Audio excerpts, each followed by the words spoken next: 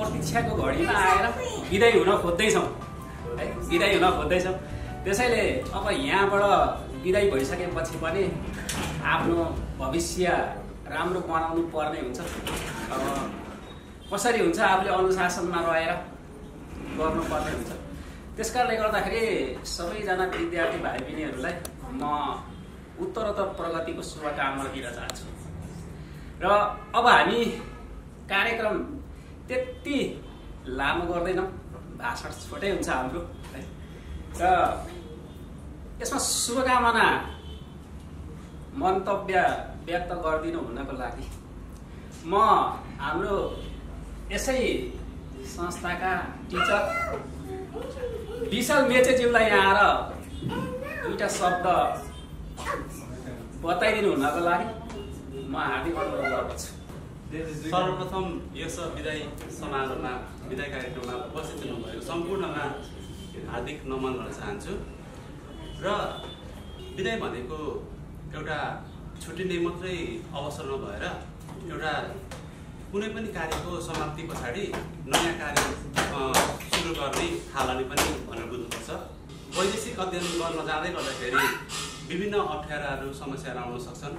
त्यस्तो विघ्न बाधाहरू आए पनि कतै पनि नडराइकन हामीले आफ्नो निरन्तरता आफ्नो अध्ययनलाई जारी राख्नुपर्छ, जारी राख्दै अगाडि बढ्नुपर्छ भन्दै अब सिओई आइसकेका र जापान अध्ययनका लागि उच्च शिक्षाका लागि जाने सम्पूर्ण विद्यार्थीहरूलाई उच्च शिक्षा हासिल कार्यकुशलताको शुभकामना टक्राउन चाहन्छु।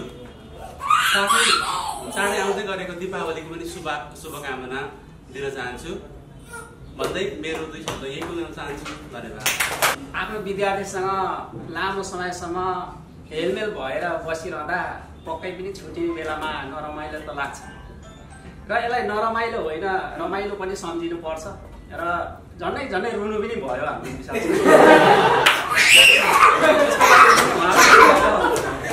उहाँलाई घरिया धारणा गर्ने शक्ति चाहिँ ईश्वरले प्रदान गर्नु।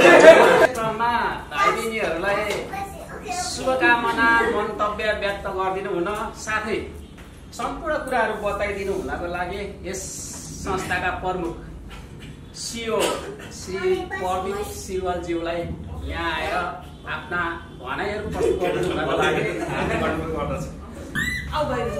मिनासान कोनिचिवा। अब भन्नुपर्ने कुराहरू त विशाल सर र दिलीप सरले भनिसक्नुभयो होइन। तैपनि हाम्रो सिओई आइसके, भिजा एप्लाई गरिसके र जो भिजा प्राप्त गरिसक्नु भएको छ सम्पूर्ण विद्यार्थीहरूलाई म फेरि पनि कङ्ग्रेचुलेसन भन्न चाहन्छु। अमिताभ गोजाइमास।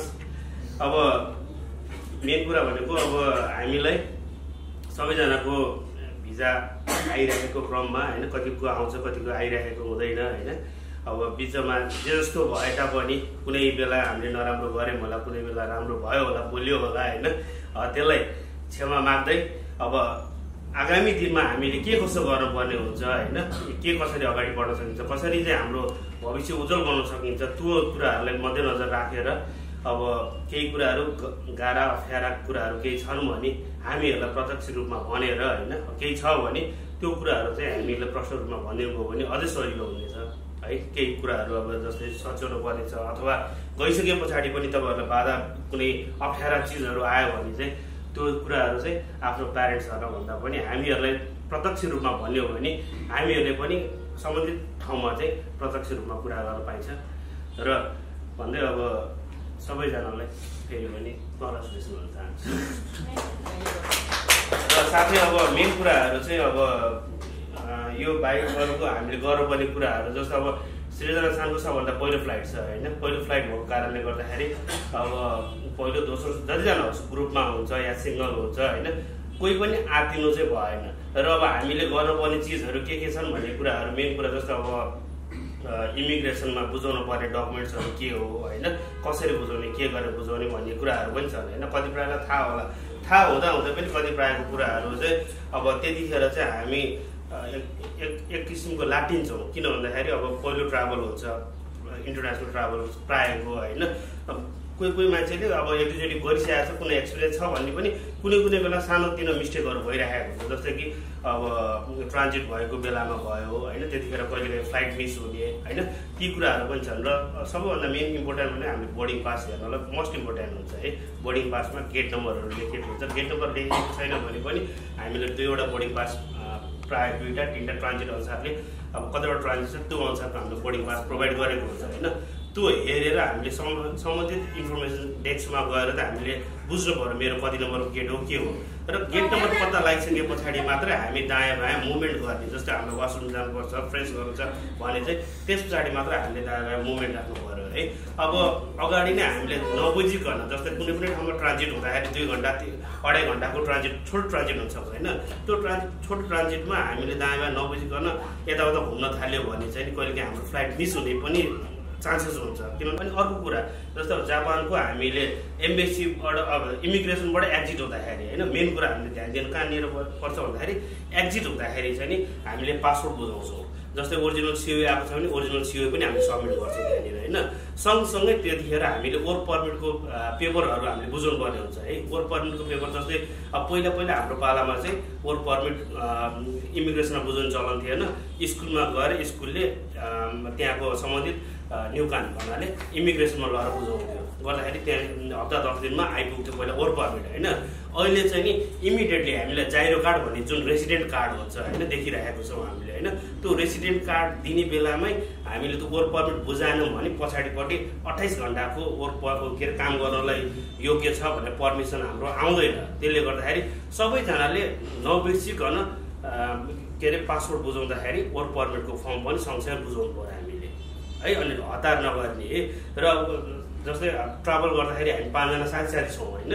जस्तै अब आइस्काको डकुमेन्ट उता ममताले बोकिदिने कामहरू नगर्नु, अरू सामान बोक्नु ठिक छ, तर हाम्रो डकुमेन्ट्सहरू चाहिँ जो मान्छे हो आफ्नो डकुमेन्ट आफैले बोक्ने। र एउटा अब जस्तै क्यारी गर्ने ब्याग हुन्छ, लेडिज जेन्ट्सको आफ्नो हुन्छ नि होइन, त्यसमा चाहिँ आफ्नो डकुमेन्ट मजाले राख्नु पऱ्यो। पासपोर्टहरू सही सलामत छ कि छैन होइन, अब के अरे दिएका डकुमेन्टहरू सही सलामत छैन त्यो सबै कुराहरू हेरेर अनिखेरि मात्रै बिस्तारै नआत्तिकन अब त्यहाँनिर विदेशीहरूको लागि लाइन लाग्ने भनेर लेखिएको ठाउँहरू हुन्छ है, नआत्तिकन त्यो चाहिँ हामीले सबै चिजहरू लिएर अनि मात्र जस्तो 28 घन्टाको पछाडिपट्टिको पर्मिट दिएको छ कि छैन त्यो पनि मजाले हेरेर अनि मात्र बाहिर एक्जिट हुने। अब एक्जिट भइसके पछाडि भनेको फेरि म त्यहाँ हान्न जान्छु भनेर पाइएन होइन, त्यो कुराहरू पनि छन्। त्यसले गर्दाखेरि चाहिँ स्कुल आएर त्यो वर्क पर्मिट लिन पाइन्छ, तर त्यसको लागि 3 महिना समय लाग्छ। अब विदाउट वर्क पर्मिट हामीले काम गर्नको लागि काम पाइहाल्यो भने पनि काम गर्न चाहिँ पाइएन, इलिगल भयो। यी कुराहरूले पनि अब जति नै जानी भए पनि कहिलेकाहीँ हामीबाट सानोतिनो त्रुटि हुन्छ नि त होइन। त्यसले गर्दाखेरि त्यो मिसहरू चाहिँ कसैको पनि नहोस् है। अनिखेरि अब गइसके पछाडि अब कसलाई अब सम्बन्धित ठाउँहरूमा अब जस्तै अब पिकअपको लागि बोलाइएछ भने होइन, अब सबैजना नआत्तिकन अब टोकियोको नारिताको त ठ्याक्कै एक्जिट हुनु भएको छैन, बाहिरै त्यहाँनिर बस्ने ठाउँहरू छ, त्यहाँदेखि बाहिर दायाँ बायाँ धेरै मुभमेन्टहरू पनि नगर्नु। कहिलेकाहीँ अब जस्तै धेरै बाहिर टाढा जाँदाखेरि कहिलेकाहीँ रिसिभ हुनलाई टाइम लागिराखेको पनि हुनसक्छ होइन। त्यसले गर्दा ती कुराहरूलाई सबै नआत्तिकन चाहिँ अब अगाडि चाहिँ स्टेप बाई स्टेप चाहिँ सबैजना अगाडि बढ्नु होला भन्ने चाहन्छु। अब केही नबुझेको कुराहरू छ भने फेरि पछि हाम्रो सोध्दा भइहाल्छ है त। ल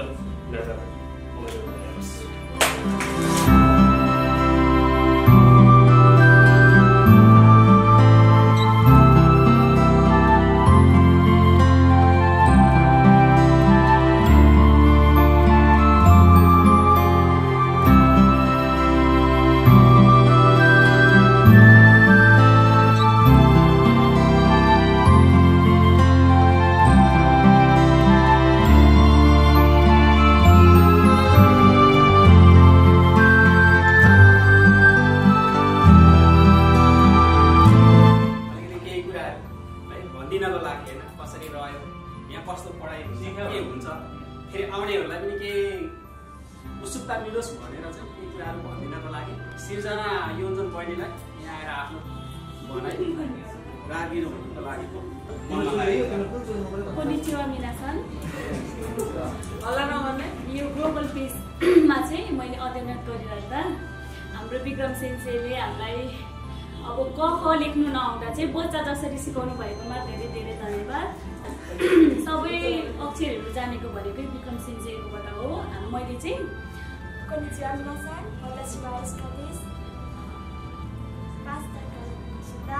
म चाहिँ ग्लोबल पिसमा एक अध्ययनरत छात्रा हुँ। मैले विगत यहाँ 1.5 वर्षदेखि अध्ययनरत छु। मैले धेरैवटा सेन्सेसँग पढ्न पाएकोमा म धेरै खुसी छु र ग्लोबल पिसलाई धेरै धेरै धन्यवाद। विशाल सेन्सेले मलाई चाहिँ एकदमै धेरै राम्रो पढाउनु भएको कारणले गर्दा मैले चाहिँ मेरो इक्जामहरू एकदमै राम्ररी पास गरेँ। त्यसको लागि विशाल सेन्सेलाई धेरै धेरै धन्यवाद।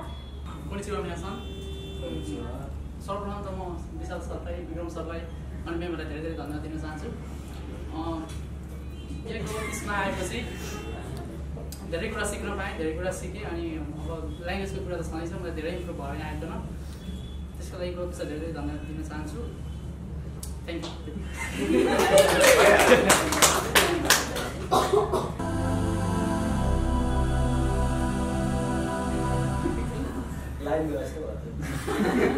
लाइभ जोडिनेछ। सबैजना आइदिनु भयो यहाँ एकदम तपाईँको घर जस्तो तरिकाले के भन्नु महल छ यहाँ तपाईँको घरहरूको जस्तो आउनुहोस् रोज रोज ग्लोबल पिसलाई। हाम्रो सेन्सेहरू एकदमै मजाको हुनुहुन्छ, रमाइलो हुनुहुन्छ। तपाईँहरूलाई गाइड गर्नुहुन्छ, गलत गर्नुभयो भने बेला कुद्नु पनि हुन्छ।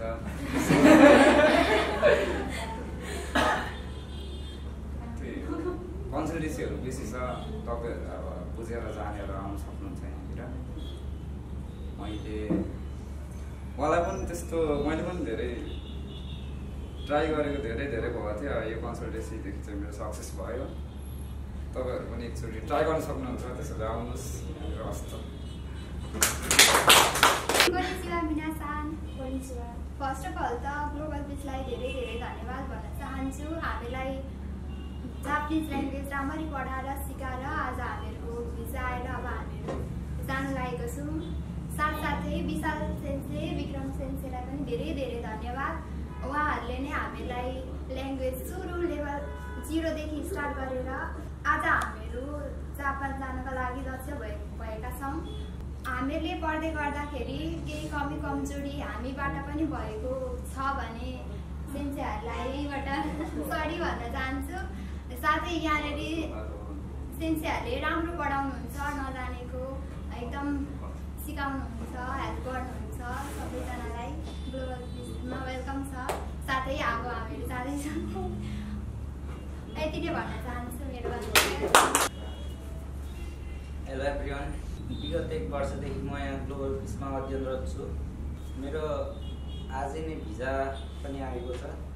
म यहाँ कार्यरत 2 जना सेन्सेहरू विशाल र विक्रम सेन्सेलाई म धेरै धन्यवाद दिन चाहन्छु। उहाँहरूले मलाई विगत लगभग 8-9 महिनादेखि नै पढाइराख्नु भएको छ 2 जनाले। यति भन्दै म मेरो छोटो मन्तव्य टुङ्गाउन चाहन्छु। अहिले तिमीलाई चाहिँ कस्तो उसमा यो मन्तव्य दिनु लाग्छ बचाएर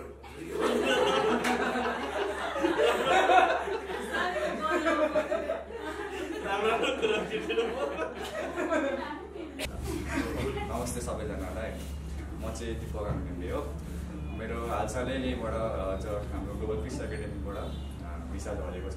भिसा चाहिँ झरेको छैन, सिओई आएको छ। भिसाको लागि हाम्रो पासपोर्ट एप्लाई भएको छ, सायद आज भोलिमा जसरी पनि आउँछ होला। र हामी सबैभन्दा अगाडि चाहिँ हामी यो सबै हाम्रो ग्लोबल पिस फ्यामिलीलाई नै म होइन धन्यवाद भन्न चाहन्छु। यो सबै अब मेरो मात्रै होइन, हामी धेरैजना यहाँबाट कतिको सपनाहरू पुरा हुनु गइरहेको छ होइन। स्पेसली हाम्रो सेन्सीहरू, हाम्रो सिओई सर, यता सर, म्यामहरूलाई तपाईँहरू पनि यति कोही इच्छुक हुनुहुन्छ भने अभियसली यहाँबाट अब हामी यहीँबाट गर्नुपर्छ भन्ने छैन, तर आएर बुझ्नु सक्नुहुन्छ, यहाँको वातावरण हेर्नु सक्नुहुन्छ के कस्तो छ।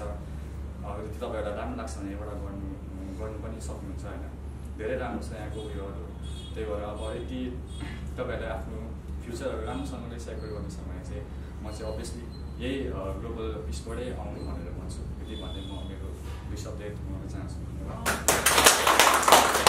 सबैजनालाई नमस्कार सर्वप्रथम यहाँ हाम्रो ग्लोबल पिसका सबै परिवारहरूलाई विशाल सेन्से सर प्रदीप सर सरु म्याम अनि उहाँ 2 जना दाइहरूलाई उहाँहरू नै ले गर्दाखेरि हामी अहिले हाम्रो सपनाहरू पुरा गर्न गइरहेका छौँ उहाँहरूले नै गरिदिनु हुँदाखेरि हाम्रो डकुमेन्टेसनको लागि सरहरू आफैले हामीलाई के गर्नुपर्छ कसरी गर्नुपर्छ उहाँहरूले नै सब बुझाइदिनुहुन्छ र हजुरहरू पनि कोही आगामी दिनमा +2 पास हुनुभएका भाइ बहिनीहरू आउनु चाहनुहुन्छ भने ग्लोबल पिसलाई सम्झिन सक्नुहुनेछ धन्यवाद